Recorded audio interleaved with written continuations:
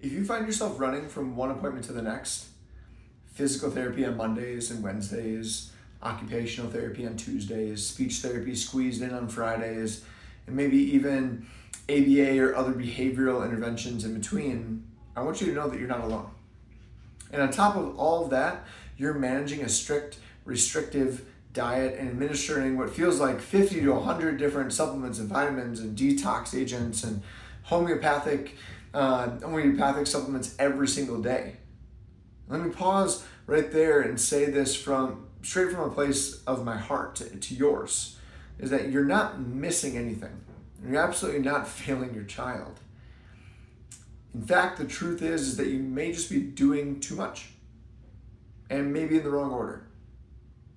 If your search or your quest is to help your kiddo heal, develop, regulate, it's easy, so easy, to fall into this trap of constantly adding more. More therapies, more protocols, more interventions. But here's what most parents don't realize. Their child's nervous system may already be at or beyond capacity.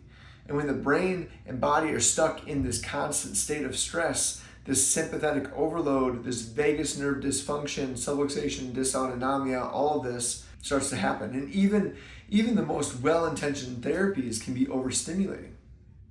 Sometimes they even backfire. And that's why so many families that we work with tell us we've done everything right. And our child is still stuck, still plateaued, still regressing. And it's not because you haven't found the right therapy. It's not because your child isn't capable of healing. They're not born that way. It's because healing doesn't come from piling on more and more and more. It comes from starting at the foundation and raising up. And oftentimes the most powerful next step isn't adding another session or supplement, but it's actually taking a step back, calming the chaos, and starting with one thing that governs everything else: the nervous system. This message is 100% intended for that exhausted parent. The parent who's tried it all. ABA, OT, PT, speech, supplements, diets, detoxes, and they still feel stuck. Today, we're going to talk about why your child might be plateaued or regressing, and what to do first to finally unlock the full power of all those other therapies. So let me share something that we see in our practice every single day.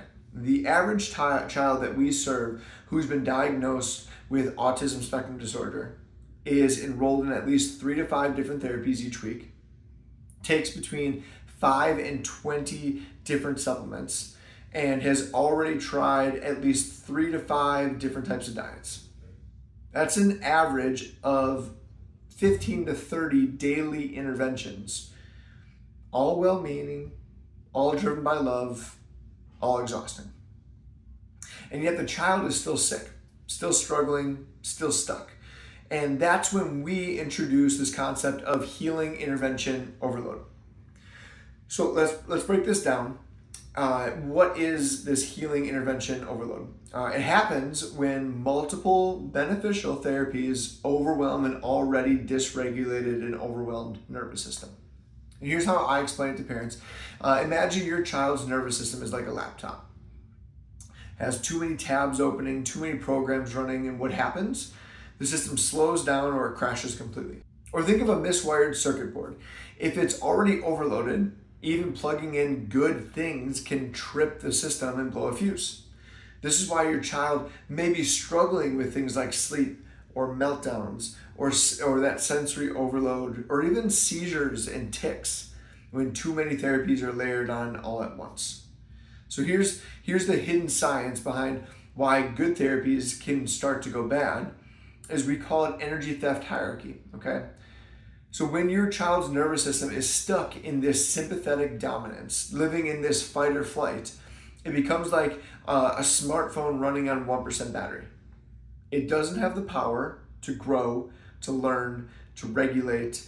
And here's how the energy gets drained in order. Gut and GI, things like motility, absorption, and elimination start to fall apart. So kids stop feeling well even on perfect diets and top shelf supplements, right? Next is the motor system. So things like coordination tanks, We see toe walking, W sitting, weak core, poor balance, PT and OT hit a wall. Speech, rooted in motor coordination. If they can't regulate, they can't speak. Immune system, so things like ear infections, asthma, autoimmune conditions. Kids can't even make it to therapy or get worse right after. And here's the clincher, okay? When neurology is the problem, nutrition alone isn't enough. So what's the solution? It's not about abandoning your favorite therapy. It's understanding the sequence.